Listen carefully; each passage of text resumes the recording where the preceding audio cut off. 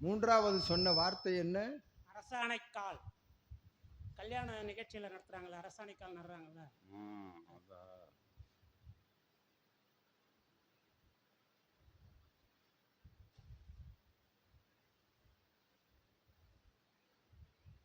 அதுக்கு விளக்கம் அகத்திய பெருமான் வாயிலிருந்து கேட்கணும் நீங்க. ஒவ்வொரு அவரவர்களுடைய சமூக நிலைகளுக்கு கலியுகத்தில் ஏற்றவாறு, கலியுகத்தில் அவரவர்களுக்குரிய சமூக நிலைகளுக்குள் ஏற்றவாறு உறவோர்களை ஒன்றாக இணைத்து ஏற்படுகின்ற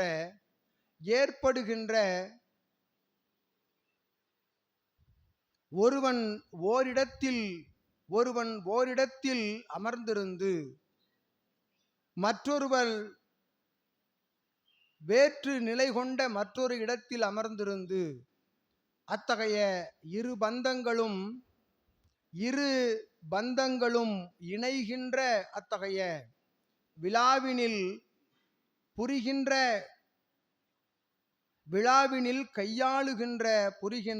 அத்தகைய சடங்கு நிலைகள்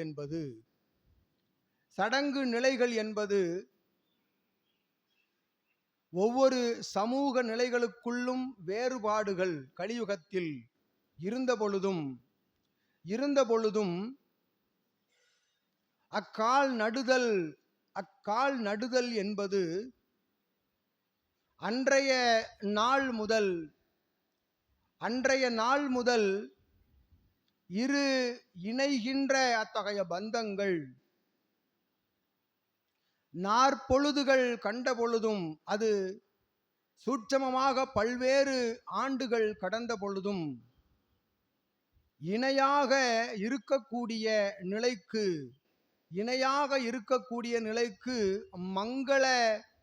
மங்கள துகள்களோடு இணைந்த அட்சதை நிலைகளை ஒன்றாக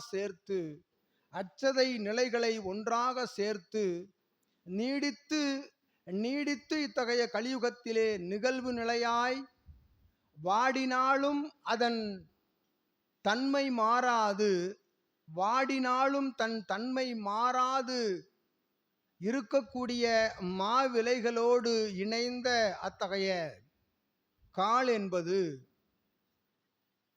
தொன்று தொட்டு எக்காலமும் ஒன்றோடு ஒன்று இணையாக புரிந்து அமர்ந்து இக்கலியுகத்தில் வாழக்கூடிய வாழ்த்துதலை தெரிவிக்கும் முதல் அட்சரமாக அத்தகைய நிலை நிறுவப்படுகின்றது என்பதை அகத்தியன் யாம் உரைக்கின்றோம்.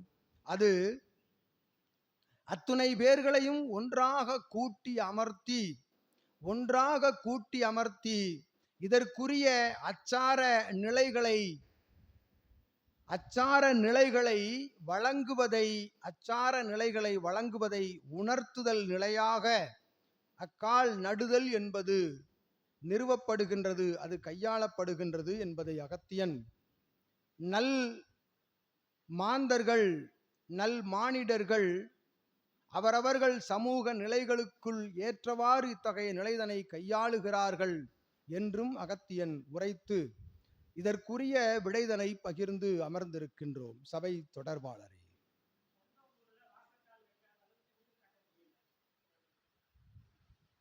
என்ன காரணம்? சொந்த ஊர்ல கடக்கால் போட்டுன வைக்க முடியல, அப்படியே நிக்குது. அது தனிப்பட்ட கேள்வி கிடையாது, இது ஆன்மீக கேள்வியில வராது. ஆன்மீக இந்த மண்ணையும் ஒரு பெண்ணையும் ஒண்ணுன்றாங்களே ஐயா, மண்ணையும் பெண்ணையும் ஒண்ணுன்றாங்களா? அகத்திய பெருமான் கேட்க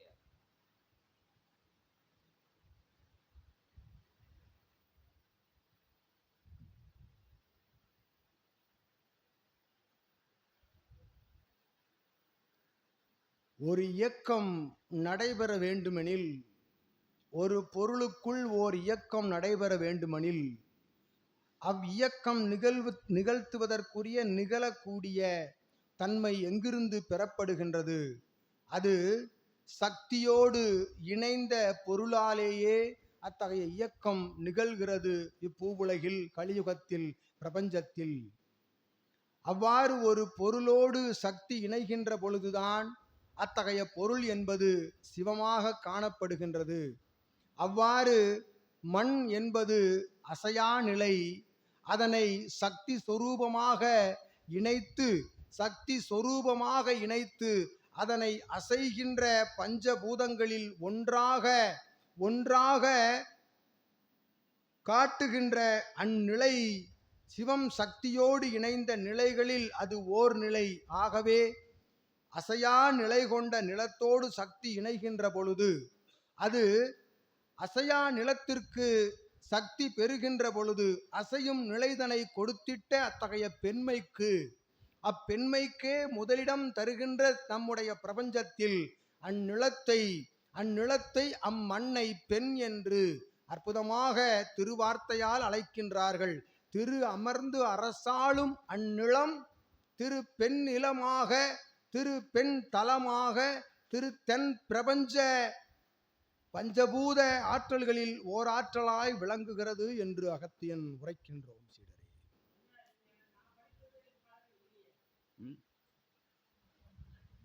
மண்ணுக்கு 6 குணங்கள், பெண்ணுக்கு 6 குணங்கள். அந்த ஒற்றுமையினால தான் இந்த மண்ணையும் பெண்ணையும் ஒன்றுன்னு சொல்றாங்க.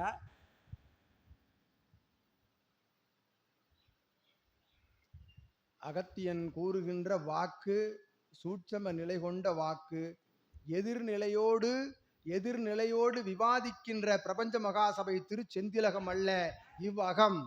அகத்தியன் உரைக்கும் கூற்றுக்கு எதிர்கூற்று உரைப்பவனாக அமர்கின்றான் என்றால் இவ்விடம் விட்டு வெளிச்செல்ல சித்தரே யாம் உரைக்கின்றோம் உமக்கு. இது விவாத மேடை அல்ல, அது மக்கள் சொன்ன கருத்து. அகத்திய பெருமான் கோவப்பட்டதே கிடையாது. மக்கள் பல இடங்கள்ல பல விஷயங்கள் சொல்லிக்கிட்டு இருப்பாங்க. என்ன இல்ல அது ஒன்றும் பிரச்சனை இல்லை. ஐயா மன்னிச்சிடுங்க ஐயா, அவர் கேட்டதுக்கு நான் மன்னிப்பு கேட்டுக்கிறேன். அவர் தெரியாம கேட்டுட்டாருங்க ஐயா. ஆதி கைலாய சிவசூட்சம நூல் என்னும் அற்புதமான தீப சுடர் தாங்கி அமர்ந்திருக்கின்ற பிரபஞ்ச மகா சபையினுடைய சிவமகா வாழை சித்தன் சரீர நிலையிலிருந்து எழுகின்ற தவ மூச்சு காற்றின் மூலமாக உரைக்கின்ற இந்நூலாகும். இந்நூலுக்குள் இருந்து வருகின்ற ஆற்றல், இவ்வாற்றலுக்கு எதிர்நிலை என்பது பிரபஞ்சத்தில் எங்கும் இல்லை என்று அகத்தியன் உரைக்கின்றோம். இவ்வாறு கர்ம வினைகளை நீக்க, கர்ம வினையோடு சுமந்து வந்து அமர்ந்திருந்து கர்ம வினைகளை நீக்குகின்ற வாய்ப்புதனை பெறாவிடினும் கர்ம வினைகளை சுமந்து செல்கின்ற நிலைதனை அடைய வேண்டாம் என்று அகத்தியன் உரைக்கின்றோம். யாவருக்கும் சித்தனே. நான் மன்னிப்பு கேட்டுக்கிறேங்க ஐயா, மன்னிச்சிடுங்க ஐயா. எக்குணம் எவரிடம் உள்ளது? உன்னிடம் என்ன குணம் உள்ளது? நீ எவ்வாறு பிரபஞ்சத்திற்கு நீ பணியாற்றுகின்றாய்? பிரபஞ்சத்தில் எதை உணர்ந்தாய்? நீ அகத்தியனிடம் உரை. யாருக்கு நீ என் செய்தாய்? சாக்கடை நிலையிலிருந்து உலர்கின்ற மானிட பிண்டமாக பிறந்துவிட்ட யாவனும் அகத்தியன் முன்னமர்ந்து உரைக்கின்ற வினா, தொடுக்கின்ற வினா. அகத்தியனுக்கு வேறு பணியில்லை என்று நினைத்தாயா? பிரபஞ்சத்திலே 14 சித்தர்களும் ஒன்றாக அமர்ந்து உரைக்கின்ற கூற்று பொய் என்று உரைப்பதற்கு எவனுக்கு இப்பிரபஞ்சத்தில் இடம் இருக்கின்றது என்று அகத்தியன் இவ்விடம் விட்டு அகல யாம் உரைக்கின்றோம். அகத்தியன்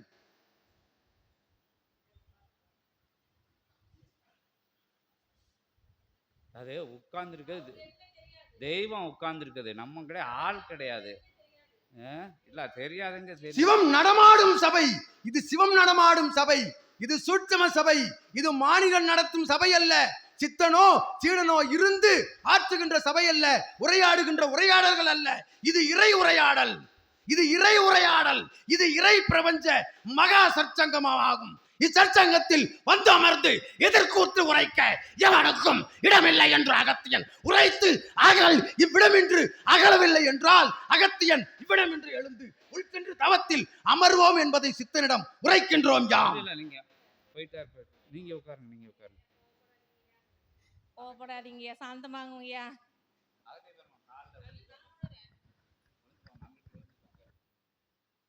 மன்னிச்சு கேட்டுங்க. இப்படி நடந்ததே கிடையாது, இங்க நடந்ததே கிடையாது. பிரபஞ்சத்தில் எங்கும் காணா நிலையினை சித்தன் உள் வைத்து அமர்ந்திருக்கும் சபையாகும் இச்சபை.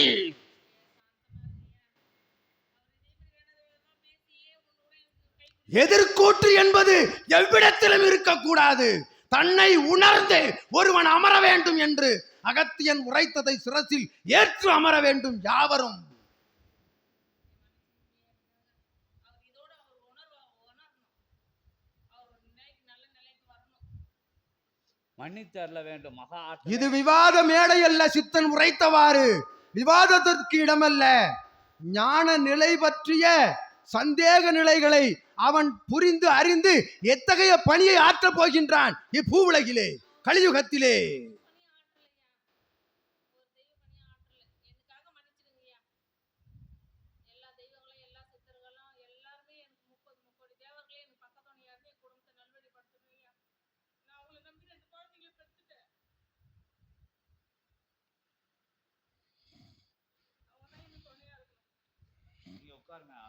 நான் சாந்தப்படுறேன்.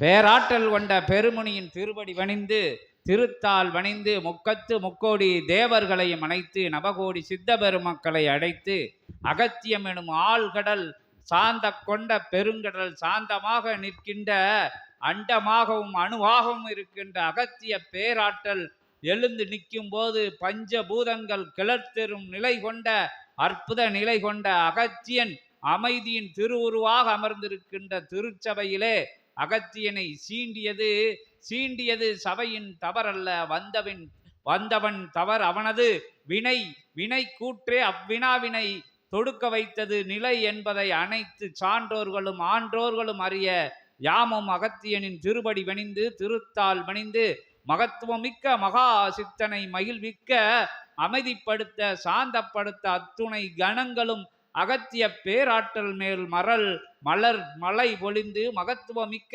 மகா சித்தனுக்கு அத்துணை புண்ணிய நதிகளை இங்கு வரவழைத்து அற்புதமாக விண்ணிலே இருந்து அகத்தியனின் சிரசிலே குளிர்வித்து மகத்துவமிக்க மகரிஷியே பேராற்றல் கொண்ட பெருமுனியே பெருமகா முனியே சினம் கொன்றால் சீற்றம் கொண்டால் கலியுக மாற்றமானது தடை கண்ட நிலையாக இருக்கின்ற இத்தருணத்திலே அகத்திய பெருமகனார் அமைதி காத்து அத்தகைய ஆற்றலானது நற்பிரபஞ்சத்திற்கு வழங்கிட மகத்துவமிக்க மகாமுனியின் திருபடி வணிந்து திருத்தால் வணிகிறோம். அகத்தியமே ஜெயம். ஓம் அகதீஷாய ஓம் அகதீஷாய ஓம் அகதீஷாய ஓம் அகதீஷாய நமக ஓம் அகதீஷாய நமக ஓம் அகதீஷாய நமக. எல்லாரும் சொல்லிக்கோங்க. நீங்க உட்காருங்க. அகத்திய பெருமான் சனம் தாழ்ந்துருவார். நீங்க உட்கார்ந்துக்கோங்க. நான் கேட்டுக்கிறோம்.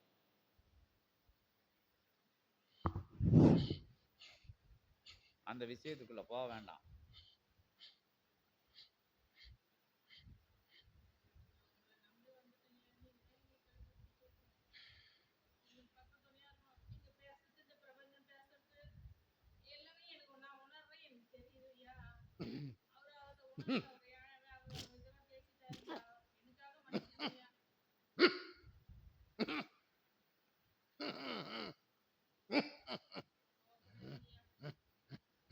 கோபப்படல. அகத்திய பெருமான் சாந்தப்பட்டுக்கிட்டு இருக்காரு. கோபப்படல, சாந்தப்பட்டுக்கிட்டு இருக்காரு.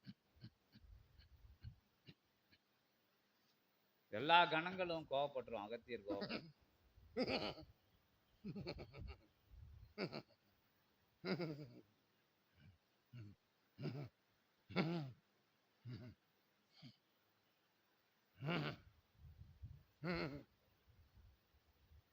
அகதீஷாய நமக.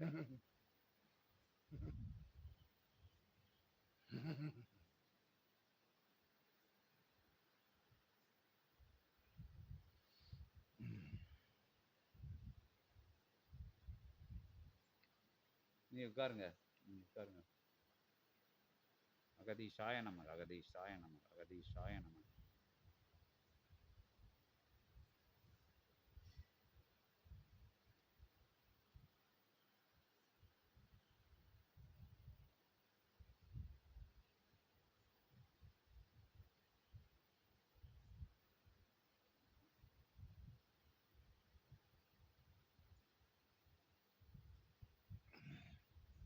இன்னைக்கு உட்காருங்க. அகத்திய பெருமான் சாந்தமாயிட்டாரு.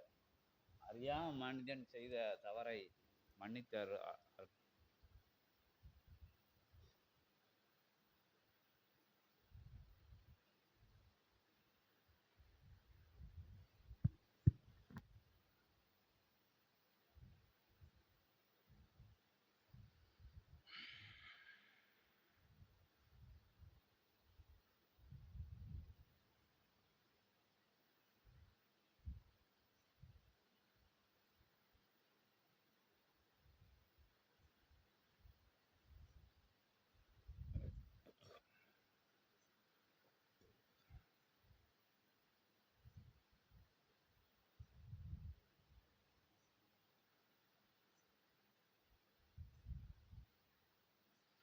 அகத்திய பெருமான் சபை தொடங்கப்பட்ட நாள் முதலாக இப்படி கோவப்பட்டதே கிடையாது. செல்லமாக சின்ன சின்ன கோவப்பட்டிருக்காரு.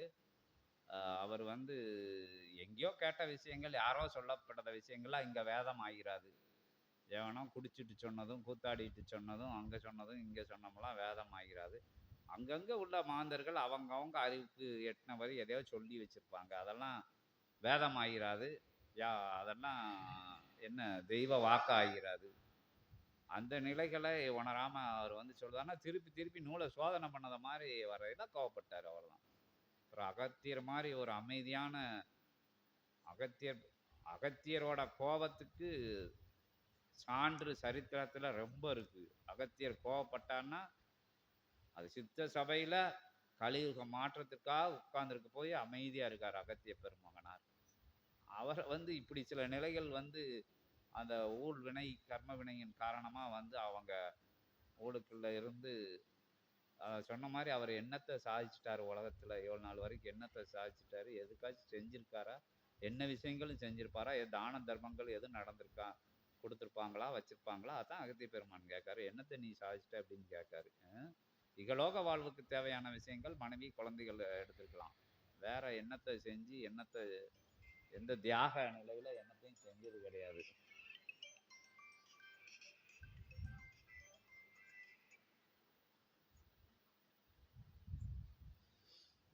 எல்லா கணங்களும் வந்து அகத்திய பெருமானை சாந்தப்படுத்திக்கிட்டு இருக்காங்க. அகத்திய பெருமான் சாந்தமாயிட்டாரு, யாரும் பயப்பட வேண்டாம்.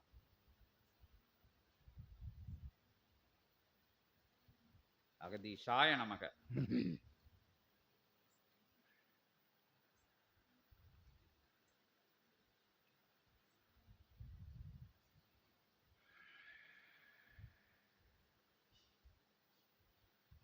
அந்த அம்மா அகத்திய பெருமானோட தீவிர பக்தை, எப்பவும் அகத்தியரோட நாமத்தையே சொல்லிக்கிட்டு இருக்கு இந்த அம்மா.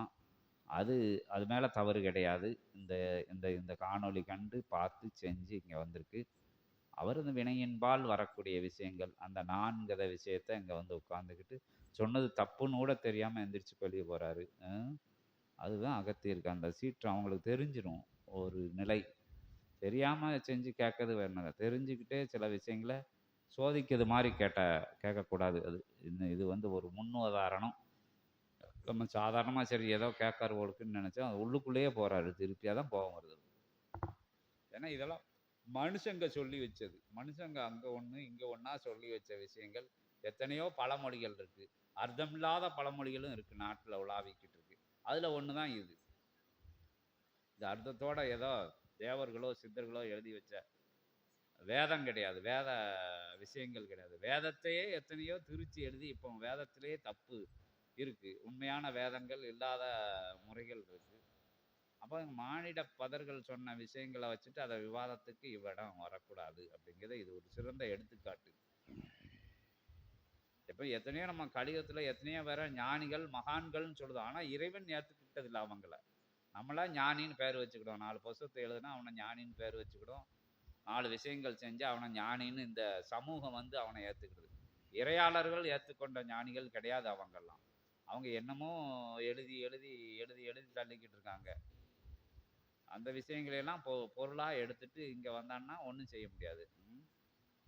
எத்தனையோ கவிஞர்கள் இருக்காங்க, அவங்க கவர்மெண்ட் பரிசு வழங்கியிருக்கு, அவங்களோட வேத வாக்கா இங்கே எடுத்துக்கிட முடியாது. அது வந்து அவங்க வார்த்தை ஜாலங்கள் போட்டு எழுதப்பட்ட விஷயங்களுக்கு கொடுக்கப்பட்ட பரிசுகளாக இருக்கலாம். இறையாளர்கள் முன்னாடி மனுஷங்களால் சொல்லப்பட்ட விஷயங்கள் கிடையாது. அந்த எங்கே கேட்ட விஷயங்கள் அது இங்கே வந்து விதைச்சிருக்க வேண்டாம். அது ஏதோ ஒரு பொன்மொழி ஒழுக்கு அப்படின்னு நினச்சனமோ அதுக்குள்ளே போகிறாங்க. அதான்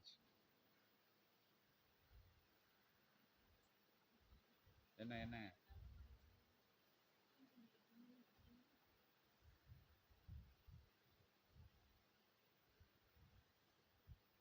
பைய அப்படியே உட்காந்து எழுந்திரிச்சுக்கோங்க,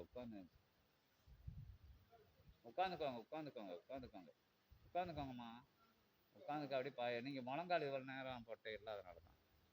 உட்காந்துக்கோங்க.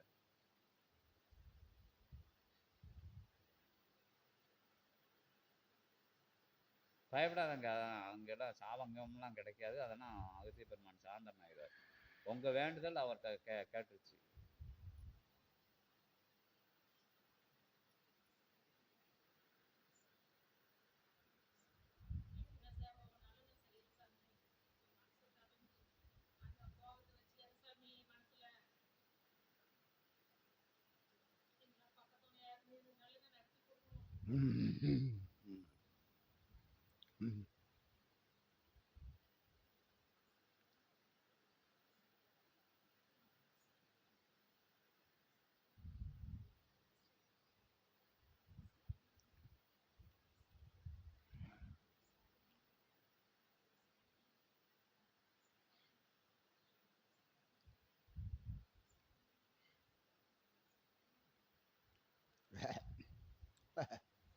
பாம்பாட்டி சித்தனும் விஸ்வாமித்திரனும் இணைந்து அவன் அவன் பணிதுறந்து சித்தர்கள் பணிதுறந்து வந்து அமர்ந்து நடத்தும் சற்சங்க நிகழ்வு இகலோகத்தில் கலியுகத்தில் எங்கும் காணா இந்நிலைக்காக கலியுக மாற்றம் என்ற ஒன்றினை தன் கரங்களில் ஏந்தி வந்து அமர்ந்திருக்கும் சித்தனுக்கு வாழ்த்து கூற வந்த ஆதி கைலாய சிவசூட்சம நூலோடு இணைந்து நடத்துகின்ற சற்சங்க நிகழ்வுதனில் அமர்ந்திருப்போன் அடிபணிவு சரணாகதியோடு அமர்ந்து யாம் உரைத்தவாறு உரைப்பவன் திருமுருகன் உள்ளிருந்து உரைப்பவன் அகத்தியன் அகத்தியனோடு இணையாய் உரைப்பவர்கள் 14 சித்தர்கள் பஞ்சபூதங்கள் 63 பன்னிருவர் என்ற நல் நம்பிக்கை நிதர்சன நிஜநிலையோடு அமர்ந்திருக்க என்று அகத்தியன் உரைத்தது இதுவே.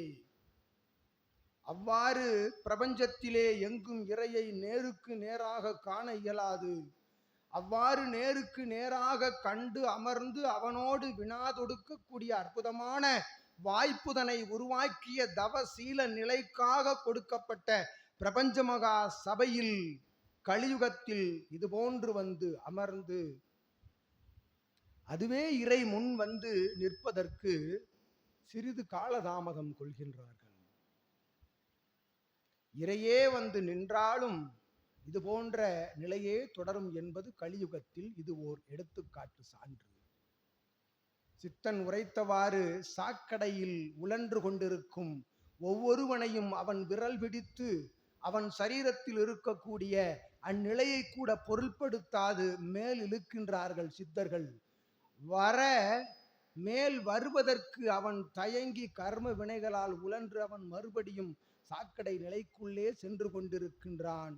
அவ்வாறு செல்கின்ற கலியுகத்திலே இதுபோன்ற நிகழ்வுகள் என்பது சாத்தியமே. இருந்த பொழுதும் அகத்தியன் யாம்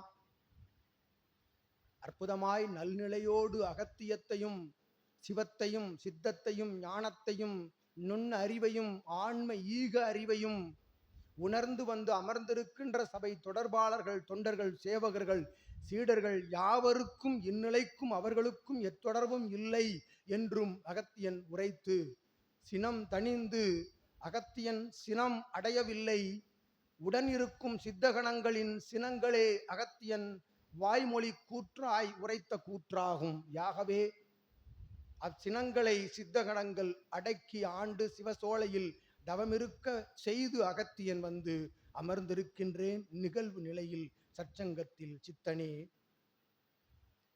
யாவர் மேலும் சினமில்லை, சிவத்தின் குழந்தைகள் மேல் சிவம் எவ்வாறு சினமடையக்கூடும்? சினமில்லை.